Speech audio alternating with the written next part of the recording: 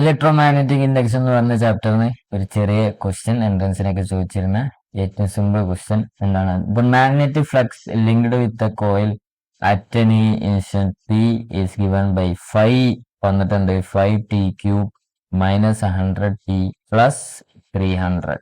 Okay, the EMF induced in the coil at time 2 സെക്കൻഡിൽ EMF എത്ര induce ചെയ്യും? അതൊന്നുമില്ല, എന്താണ് ഇ എന്ന് പറയുന്നത് അറിയാൻ d/dt ഓഫ് ഫൈ ആണ്.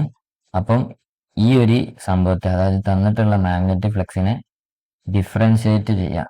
ഡിഫറൻഷിയേറ്റ് ചെയ്യുമ്പോൾ d/dt ഓഫ് ഫൈ എന്ന് പറയുന്നത് എന്തായിരിക്കും? t² മൈനസ് 100t എന്ന് പറയുമ്പോൾ 100. ഇത് at time t equal to എത്രയാണ് വരുന്നത്? 2 സെക്കൻഡിലേക്കാണ്. അപ്പൊ ഈ ടീന്റെ പോർഷനിൽ നമ്മൾ 2 ഇട്ട് കൊടുക്കുക. അപ്പം 15t² മൈനസ് 100 എന്നുള്ള ഇവിടുത്തെ d/dt ഓഫ് ഫൈ ആണ് ഇത്. ഇവിടെ ടീന്റെ പ്ലേസിൽ നമ്മൾ എന്തിട്ട് കൊടുക്കണം? 2 ഇട്ട് കൊടുക്കണം. അപ്പം കിട്ടുന്ന ആൻസർ എന്തോ അതാണ് നമ്മളെ ഉത്തരം. 15 ഇൻറ്റു t², 2² എന്ന് പറയുന്നത് 4 മൈനസ് 100. 15 ഇൻറ്റു 4 എത്രയാ? 15 ഇൻറ്റു 4 16 മൈനസ് 100.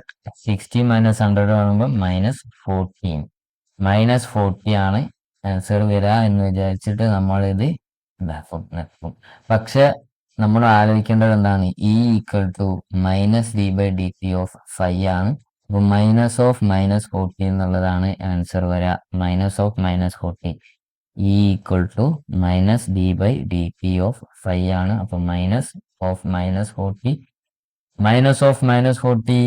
ആൻസർ 40 ആണ് വരിക. ഓപ്ഷൻ ബി ആണ് ആൻസർ. So by.